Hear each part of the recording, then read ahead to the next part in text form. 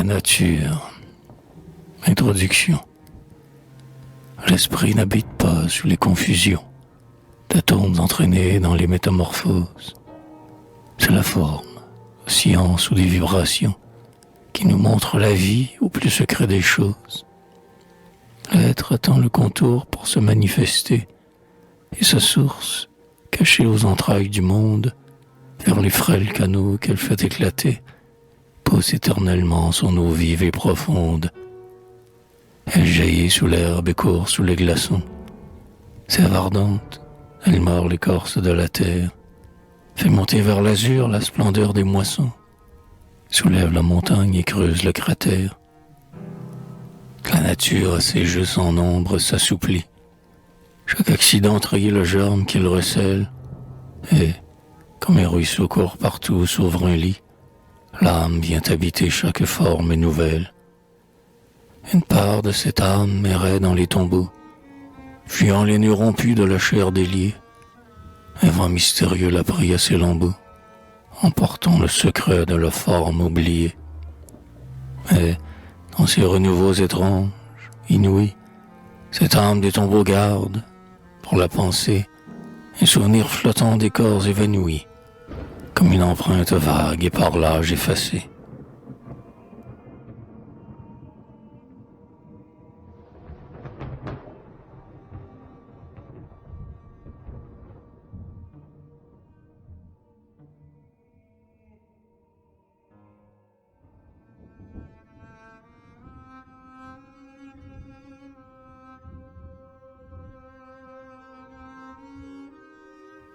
Les arbres, les grands chênes, pareils à de sombres amants, tordent dans l'air leurs bras ou pendent leurs chevelures, et, debout sous le vent, ont la sinistre allure des mornes désespoirs et des accablements. Comme un prince très vieux dont la tête vacille, sous le poids des longs jours, le bouleau maigre et blanc, haut et d'argent vêtu, se dresse somnolent, dans une majesté vaguement imbécile.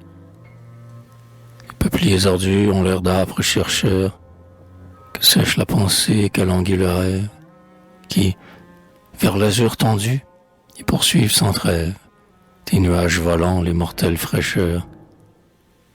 Près des sources où dort l'âme errante des fleuves, comblent les sables d'or et les soleils jaloux, pleurent, au front incliné des saules à genoux, l'immortelle douleur des mères et des veuves.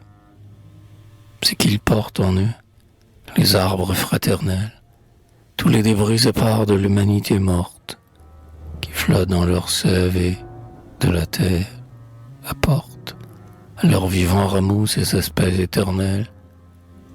Et, tandis qu'affranchis par les métamorphoses, les corps brisent enfin leur moule passager, l'esprit demeure et semble à jamais se figer dans l'immobilité symbolique des choses.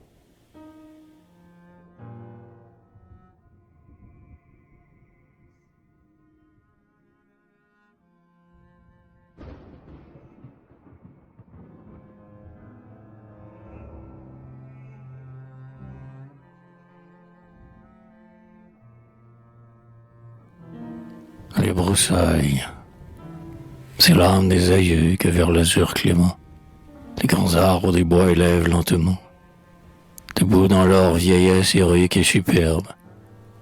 Nos morts, nos jeunes morts, à nous, dorment sous l'herbe. Quelques broussailles, à peine, au feuillage penché, jettent un rameau vivant sur les premiers couchers, et rendent nos regards à leur sacré qui passe, aux rayons du soleil, aux ailes de l'espace.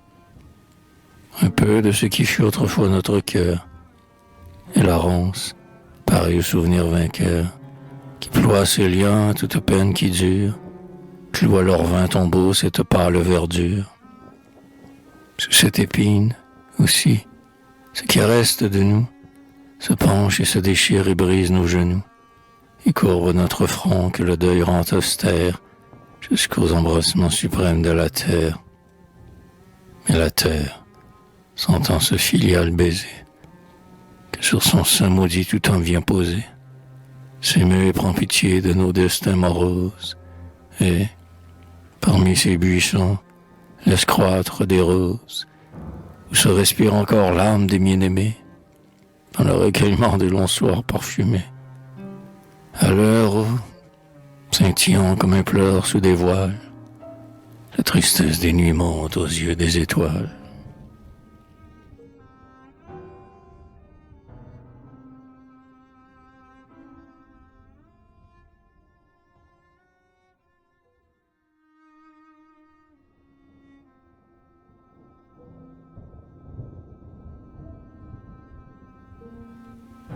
Les sources, errant sous le dôme emperlé, des verdures ensommeillées. Parfois, au sortir des feuillets, l'éclair des sources m'a troublé. L'eau regarde et l'aurore éveille, dans ce regard lent et discret, comme l'étonnement secret d'un jeune esprit qui s'émerveille. Comme en un rêve de candeur, l'eau regarde, et l'étrange flamme des choses qui viennent d'une âme illumine sa profondeur. L'œil des sources est plein de larmes et plein de reproches perdus, et de remords inattendus qui reflètent comme des armes. Le long d'un bouclier d'argent, la vie est là qui, solennelle, attend et darde sa prunelle, fixe sur le monde changeant. La vie aux éléments rendus par les héritiers du limon, foule sans yeux, foule sans nom, sous l'éternité descendue.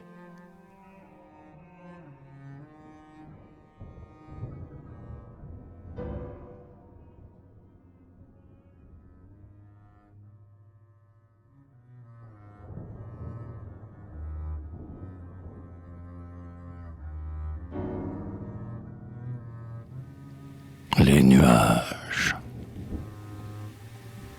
du front des sources qui, sans trêve, se lamentent sous les gazons, vers le ciel bleu des horizons. Ils sont remontés comme un rêve, fils des terrestres éléments, et des pleurs éternels de l'onde, plus haut que ces gémissements, ils ont fui par-delà le monde. Et, sous leurs ailes obscurcies, l'azur attristé les emporte. Les nuages, blanches cohortes. Les morts légers passent ainsi.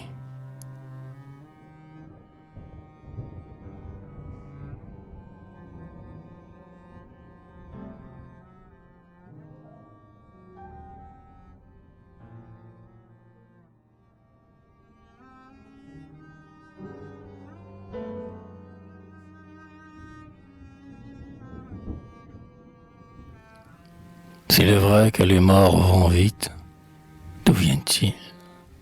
Où s'en vont-ils? Ces souffles errants et subtils qu'une âme vagabonde habite. Ah, si vous vivez sans remords, votre douleur fut éphémère, vous qui laissez errer vos morts, ainsi que des enfants sans mère. Les miens, j'ai su les retenir. Dans mon cœur, jalouse demeure, où chaque matin je les pleure, pour les empêcher de partir.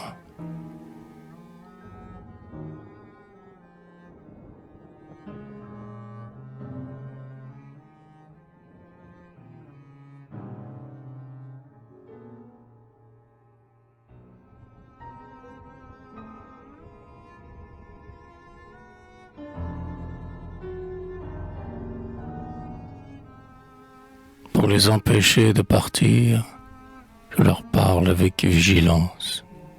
Je les écoute, et leur silence ne lasse pas mon souvenir, car l'oubli seul donne des ailes aux morts que nous avons pleurés. Et si vous êtes immortels, âme, Mes sœurs, vous m'attendrez. La même fange nous rassemble, le même azur, Dieu nous le doit. Quand le nid devient trop étroit, tous les oiseaux partent ensemble.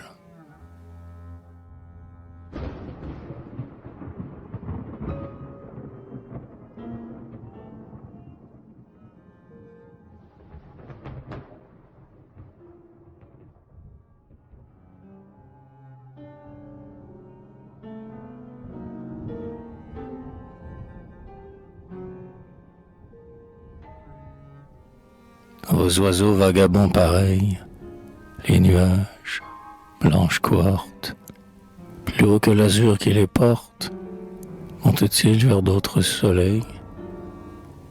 Par-delà les sphères mortelles, rencontrent-ils des cieux plus beaux?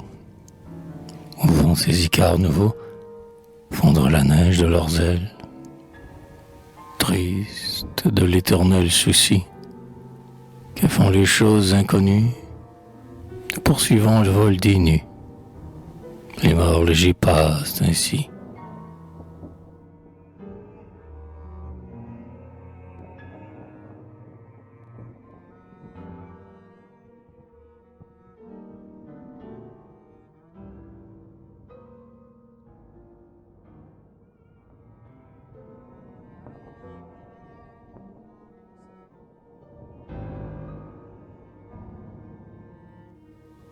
Les astres, comme au front monstrueux d'une bête géante, des yeux sans nombre, effroyables, hagards, les astres, dans la nuit impassible et béante, versent leurs rayons d'or pareils à des regards, des haines, des amours, tout ce qui fut le monde, vibre dans ces regards obstinés et vainqueurs.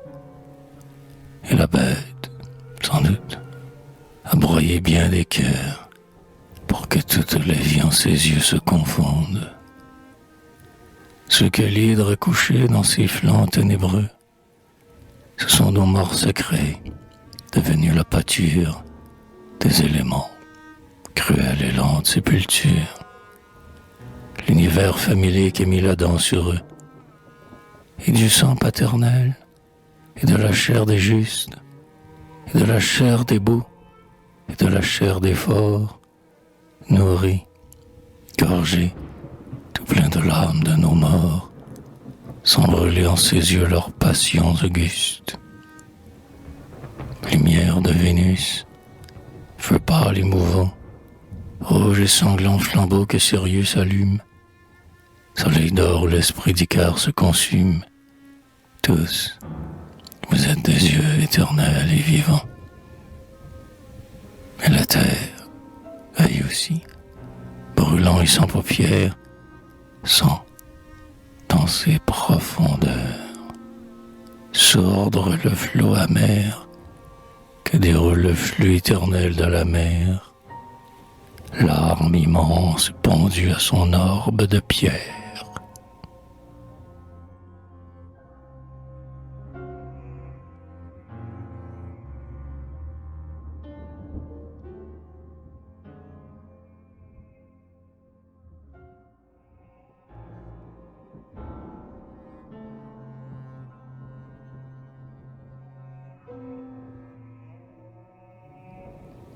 La mer, ô mer, sinistre mer qu'à la bise d'automne, secoue et fait claquer ainsi qu'un vin lambeau. Ô mer, joyeuse mer, magnifique manteau qu'agrafe le soleil au flanc nu de l'automne. Ô mer, sinistre mer dont les gémissements troublent l'esprit nocturne attardé sur les grèves. Ô mer, joyeuse mer qui, pour bercer les rêves, a des bruits de baisers, de chuchotements. Ô mer, sinistre mer, pleine de funérailles. Ô mer, joyeuse mer que peuple un flot vivant, la vie avec la mort en toi semble souvent s'unir pour féconder tes profondes entrailles. Es-tu l'accoupiement sous le filtre sacré? Tes renouvellements opèrent son mystère, où viennent se tromper les forces de la terre pour embrasser la forme en faisceau plus serré. Es-tu le temple obscur de nos métamorphoses, le trésor infini des mouvements divers, dont s'animent les corps épars dans l'univers, et des aspects sans fin que revêtent les choses? Puisque, sont-elles lassés, l'âpre travail du vent, englouti dans tes flancs de charnel semailles? Ô mer, sinistre mer, plein de funérailles, ô mer, joyeuse mer que peuple un flot vivant.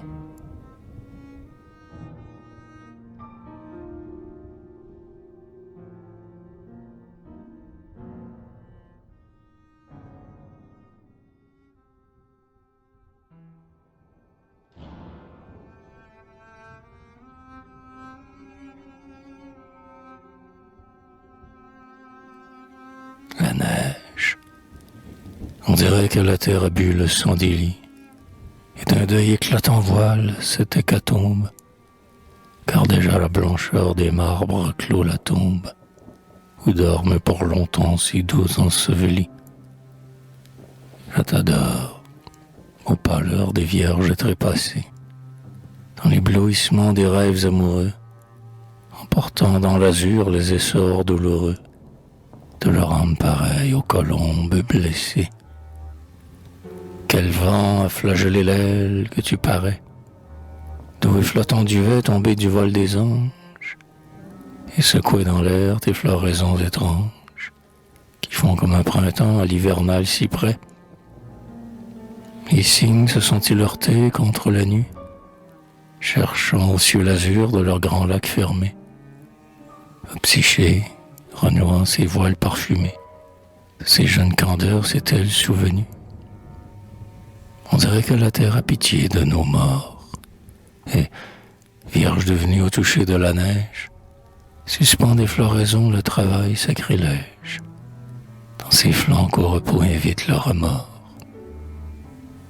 Ô neige, tu mettras le front sur le mystère de ta froide splendeur et, comme épouvanté, je pense que tes cieux déchus de leur clarté, le lait d'une déesse a coulé sur la terre.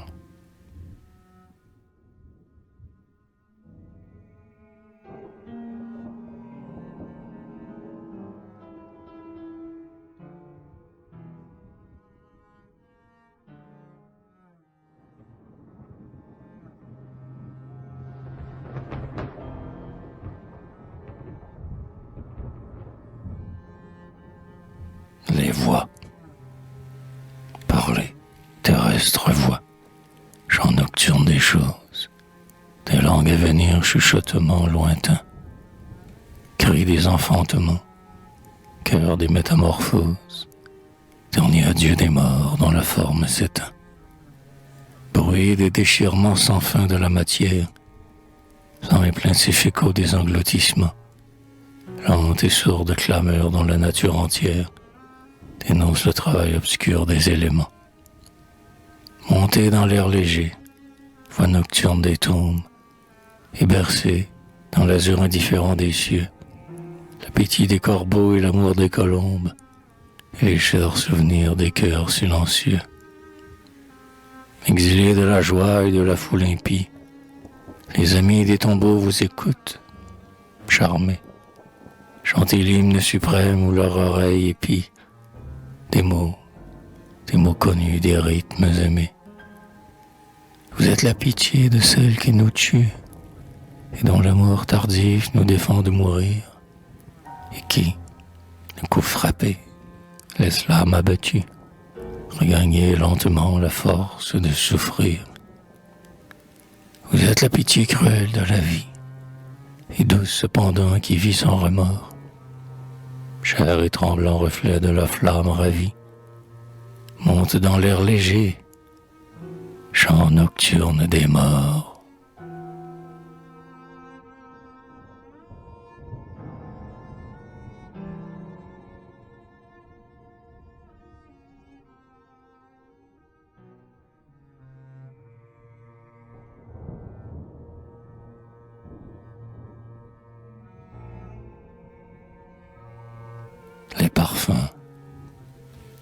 oreilles au fin réseau que sur sa gorge nue, Psyché serrait, pleurant ses premières pudeurs.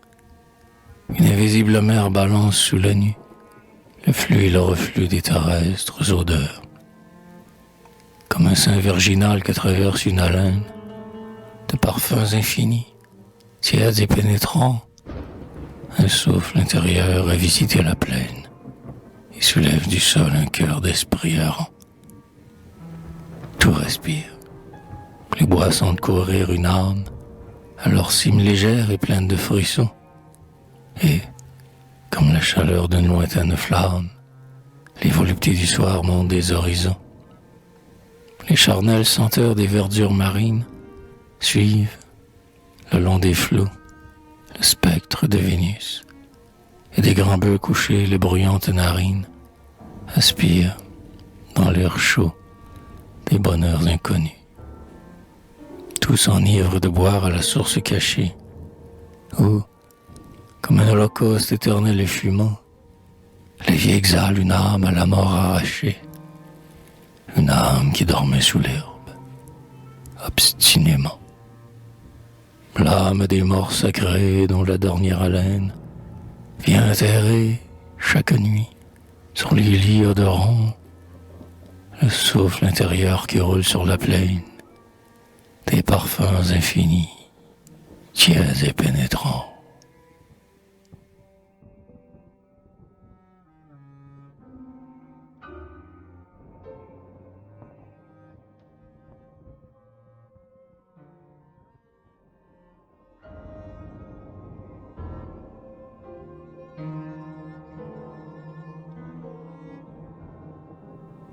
Épilogue.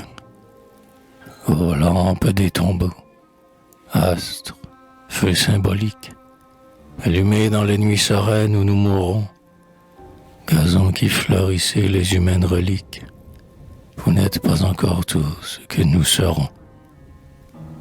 Grand bois debout dans l'ombre où naissent les mystères, nuages qui passaient, rapides, sur nos fronts, source au regard lent et doucement austère, vous n'êtes pas encore tout ce que nous serons.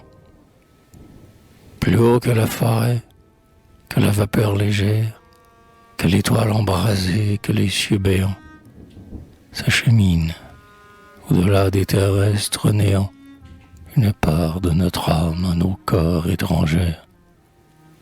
Qui ne subira plus l'injure passagère des formes que la mort prend, rassemble les distants? Elle se fait en nous dans l'ombre et nous attend. Cette part de notre âme à nos corps étrangers. Elle se fait en nous de l'espoir révolté qui seul nous faisait vivre et que trahit la vie. C'est tout ce qui laisse à notre âme inassouvie se forme et croît en nous notre immortalité. Le trésor de nos vœux perdus grossit sans trêve, et le flot de nos pleurs jusqu'au ciel est monté. Des larmes de l'amour et des splendeurs du rêve se forme et croît en nous notre immortalité.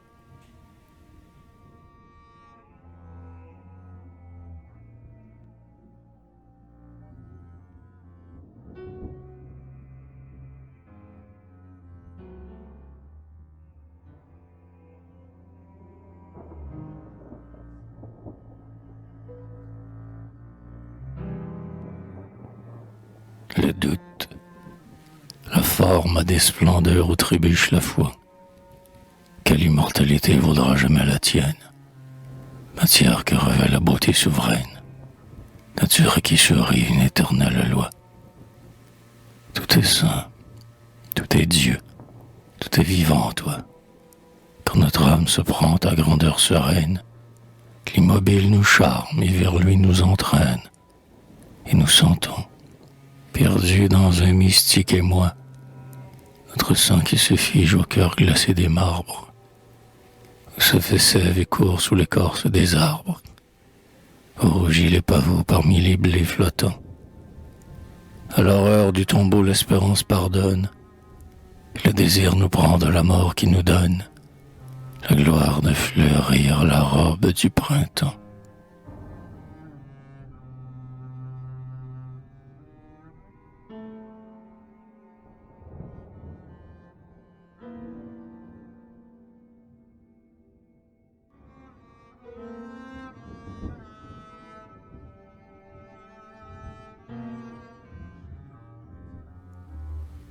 mort revêt d'éclat la nature éternelle.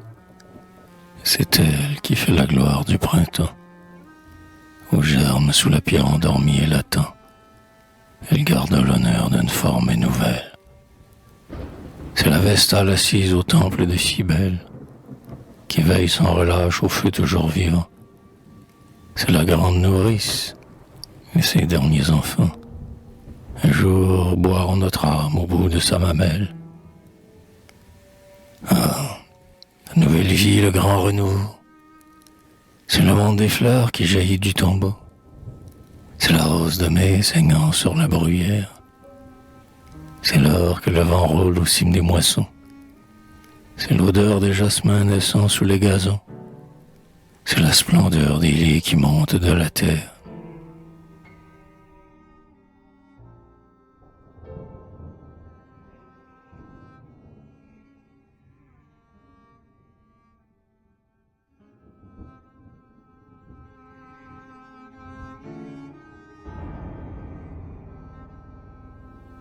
Ce qui reste des morts après les sépultures ne vaut pas qu'on le cherche au secret des tombeaux, où leur chair se meurtrit s'effondre en lambeaux sous le flagellement de lentes pourritures. Leur image, vivante en de rares cerveaux, y subit, par l'oubli, l'affront des morts futures, et s'efface parmi l'ombre des deuils nouveaux, aux mémoires en deuil de leur progéniture. Ce qui reste des morts, hélas, ce n'est rien d'eux. S'ils gisent tout entiers en leurs débris hideux, aussi longs que nos vains souvenirs pas revivre. Et si leur âme, éparse entre les floraisons, s'exhale tout entière aux cimes des gazons, ce qui reste des morts, c'est l'effroi de les suivre.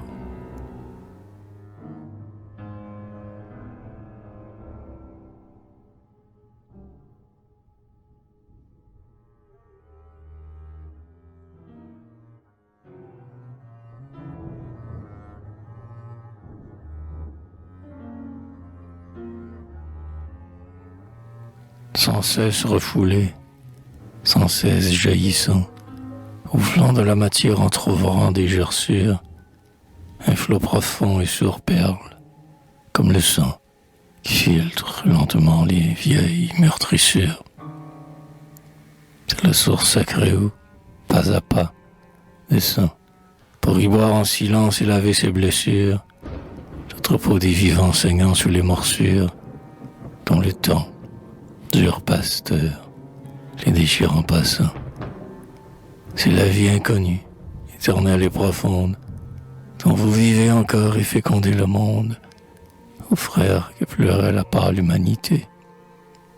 Car, après l'agonie et les adieux suprêmes, ce qui reste de vous est plus grand que vous-même. Ô morts dont l'âme errante emplit l'immensité.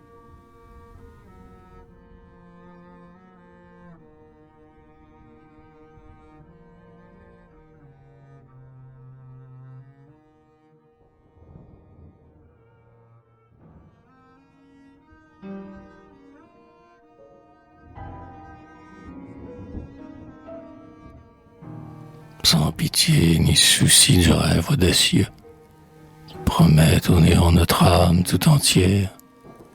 L'infatigable écho promène sous les cieux la plainte de l'esprit que trahit la matière.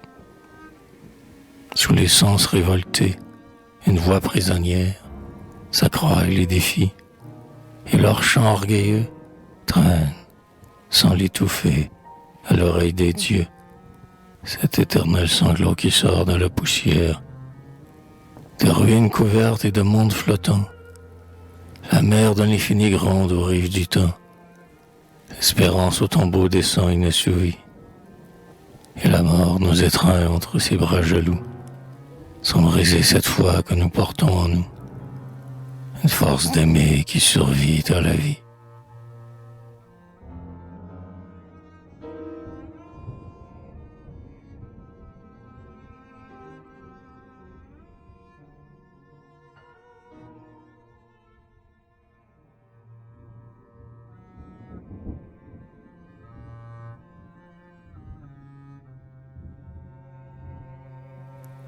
rêve. Souvent, à la clarté qui tremble, sur l'âtre en feu je les revois, les amoureuses d'autrefois, je les revois tout ensemble. Elles gravissent lentement le coteau fleuri de mon rêve. Dans mon cœur éveillant sans trêve, le remords du dernier serment.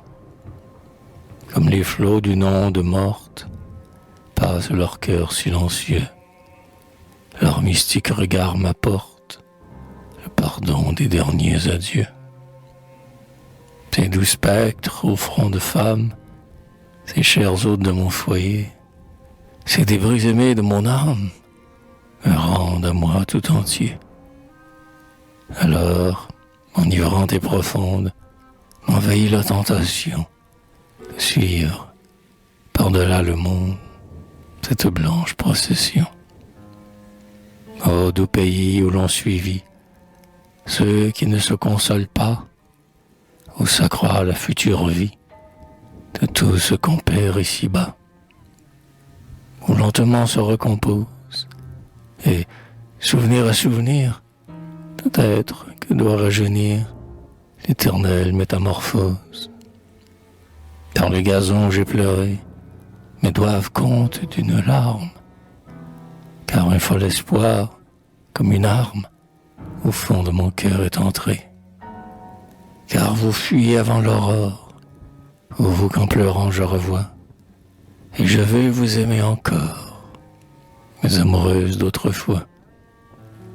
Alors, à la clarté qui tremble, sur le chemin des trépassés, quand nous raconterons ensemble le trésor des bonheurs passés, souvenez-vous, ô bien-aimés, de ces jours, de tous les meilleurs, et de tant d'heures consumées, en temps de baisers et de pleurs.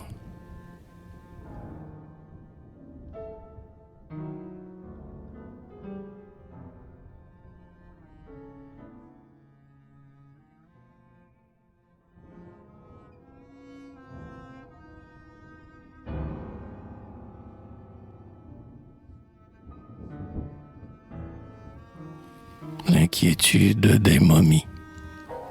Plus haut que le vol des ibis, et la pointe des granits roses, et les pyramides moroses, et le vieux temple d'Anubis. Des âmes rêvent, endormies, les âmes d'hommes anciens, qui furent les Égyptiens, et ne sont plus que les momies. Elles rêvent, et doucement, sur le sistre étoilé des nues, modulent des chansons connues, du peuple des morts seulement. C'est une musique sans nom, pareille à celle que l'argile, des cieux montait l'aubagile, chantait aux lèvres de même nom. Quand les jours seront révolus, revêtirons-nous la jeunesse? Ils sont si lents qu'on ne sait plus s'il est assuré qu'on renaisse. Vêtus comme des chrysalides, cachés au fond des tombeaux, sous leurs bandelettes solides, nos corps restent fermes et beaux. Mais si le temps vient de l'oubli, pourrons-nous bien les reconnaître? Pour être mieux ensevelis, en est-on plus sûr de renaître? Sans doute les portes sacrées, les 100 portes d'or de Memphis, depuis longtemps sont demeurées, ouvertes sur nos derniers fils. Et des reptiles sont venus, qui, sous leurs armures squameuses, ont fait glisser leur ventre nu tout le long de ces tours fameuses. Des crocodiles faméliques, qui, sur la pierre lasse d'errer, auront englouti les reliques où nos souffles devaient rentrer. Faudrait-il, pour reconquérir le terrestre habit de nos âmes, à notre tour faisant mourir, fouiller des sépulcres infâmes?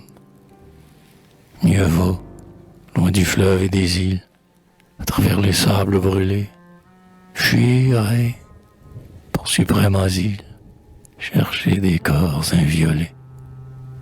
Et, dans les mêmes nœuds charnels, s'il nous faut, deux à deux, descendre, unir deux souffles fraternels pour réchauffer la même cendre.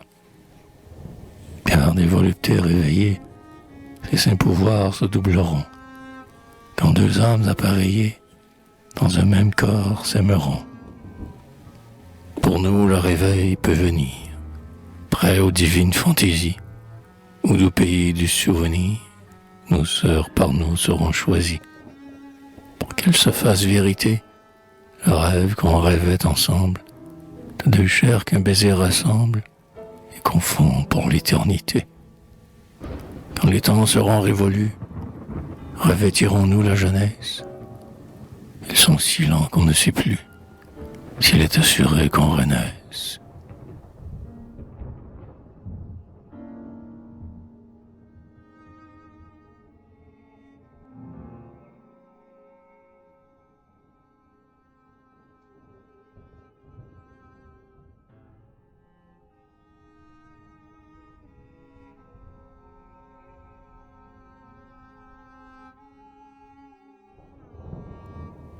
La renaissance mortelle, là des rapides jours et des lentes années, des soirs tristes, des nuits mornes, des gais matins, vers les temps éternels, continus et lointains, que ne troubleront plus les heures obstinées.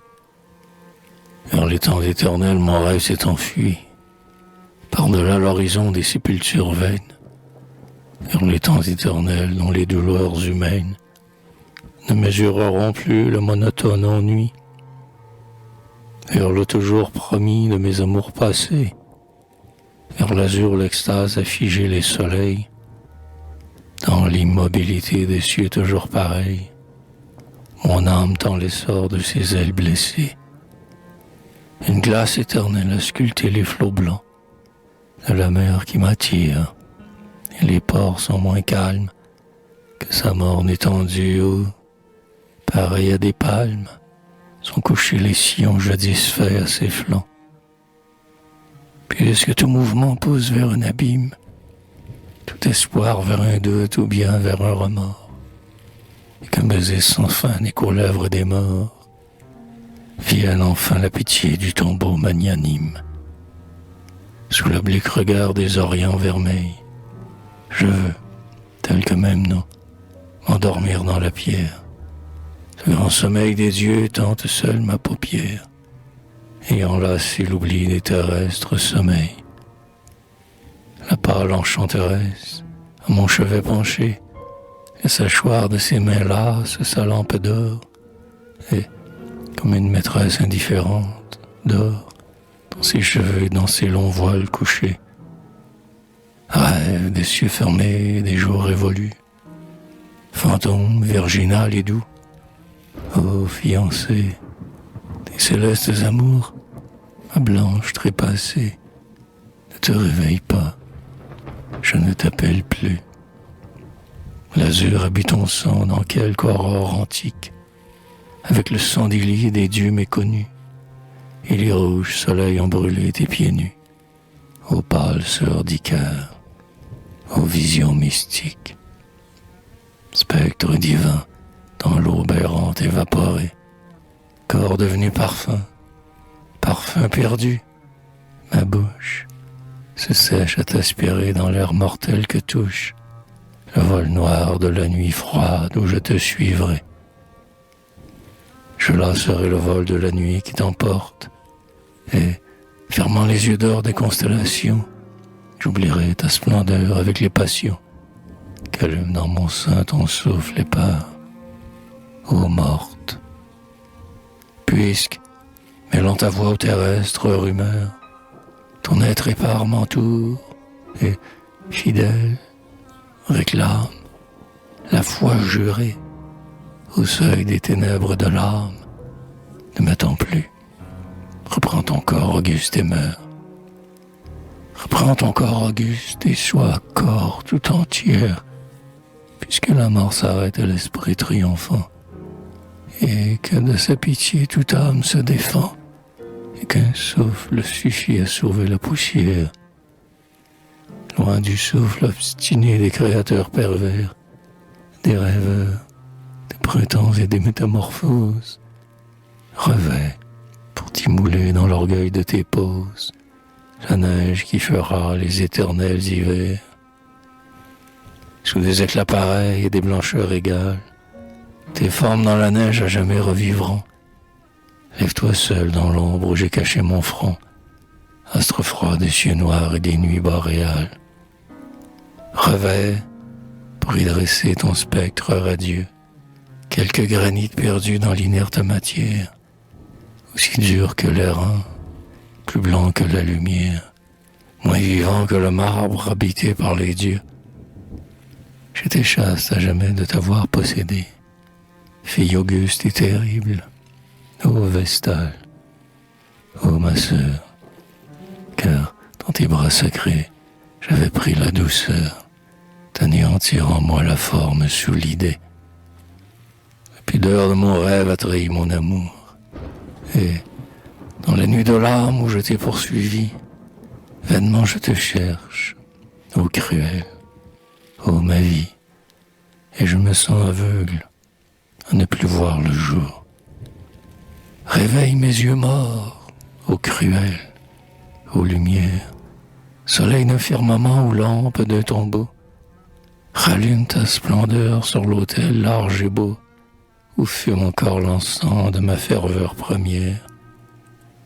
Que renaissent en toi, sous mes regards jaloux, tes beautés, visions que nulle ombre n'efface.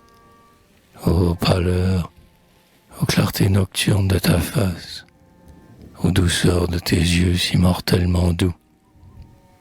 Ô langueur, si lointain que ton front rêve encore, ô rougeur de ta lèvre ouverte sur les cieux, ô charme enveloppant tes traits délicieux, ô parfum soufflérant sur tes fraîcheurs d'aurore, ô gloire de mon rêve, à jamais mise en toi, forme exquise et puissante en mon cerveau dressé, incarne-toi dans l'ombre où t'étreint ma pensée. Reprends ton corps auguste et ne meurs qu'après moi.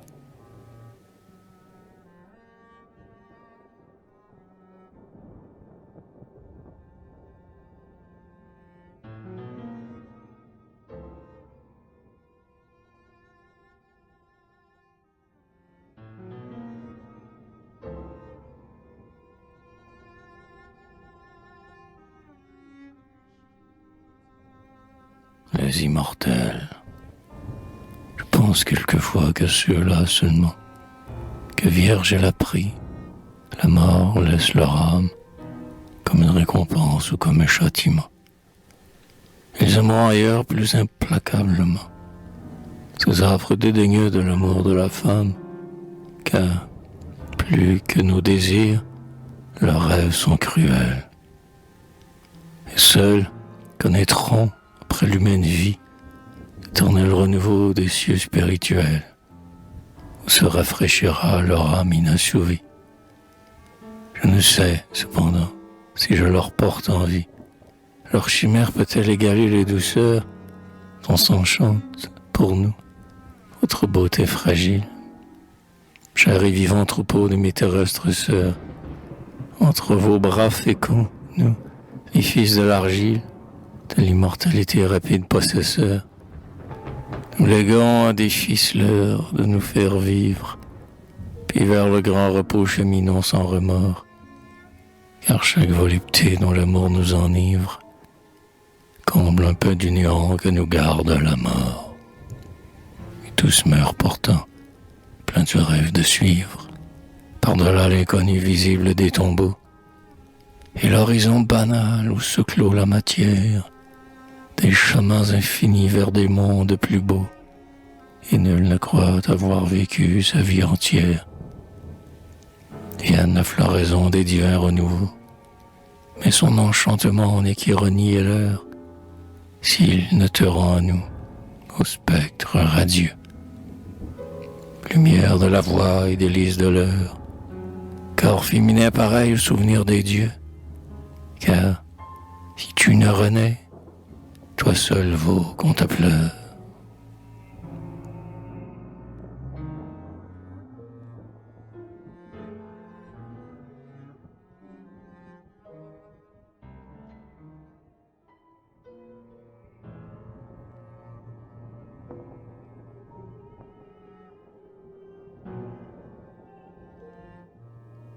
La double vie.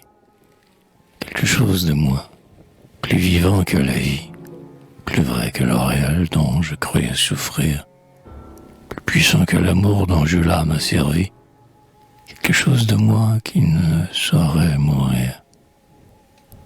C'est la part de moi-même à moi-même ravi, éparse au sein de tout ce qui ne peut finir, que l'oubli me dérobe et que la mort m'envie, celle que n'atteint plus même mon souvenir.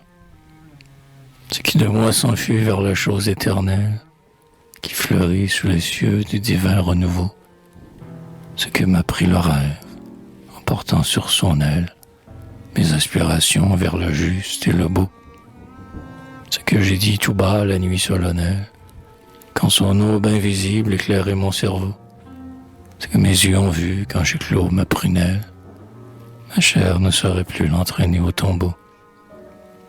Je suis dans tout cela qui loin de moi demeure. Partout sous des yeux voilà mon rêve altier.